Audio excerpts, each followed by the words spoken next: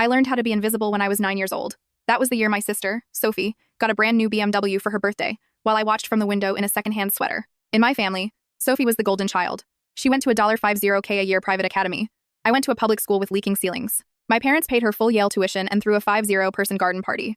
I got a full academic scholarship to a state school and was treated to dinner at Applebee's. I stopped looking for crumbs of recognition years ago.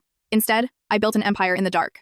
By the time I was 28, I had spent 7 years developing a supply chain software called Supply Sync. I worked 8 zero-hour weeks in a tiny apartment while my family bragged about Sophie's corner office at a marketing firm. They thought I was just a coder making little apps. Then, I sold my company.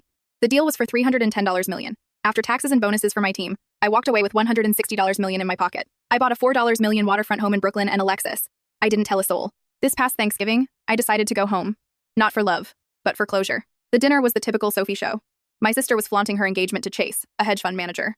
My dad was beaming at him like he was the second coming of Christ. We're looking at houses in the $2.5 million range, Chase bragged. Oh, Sophie, you deserve it, my mom gushed. She then turned to me with a pitying look. Lily, your father knows someone hiring. Maybe they need a computer girl? You're still doing that, right? I'm fine, Mom, I said, sipping my wine. Sophie laughed, that sharp, glass-breaking sound she makes. Lily's being modest. I'm sure she's doing times okay times with her little apps. I set my glass down. The room went quiet. Actually, I sold my company last month. My dad didn't even look up from his phone. That's nice. Did you get a promotion? No, Dad. I sold it to Innovix Technologies. The sale was for $280 million. I cleared $160 million personally. The silence wasn't just quiet, it was heavy.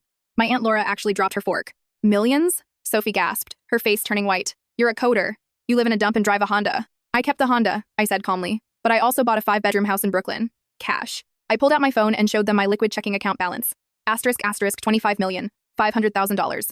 Asterisk, asterisk. My mother snatched the phone, her mouth hanging open like a fish. Lily. How? Why didn't you tell us? Because you never wanted to know, I said. My voice was like ice. Every time I tried to talk about my life, you shifted to Sophie. You forgot my birthday 3 years in a row. You didn't even have a stocking for me last Christmas. Sophie slammed her hands on the table. You did this on purpose. You waited until my engagement to steal my moment. Your moment? I laughed. Sophie, every day for 28 years has been your moment. I didn't come here to steal anything.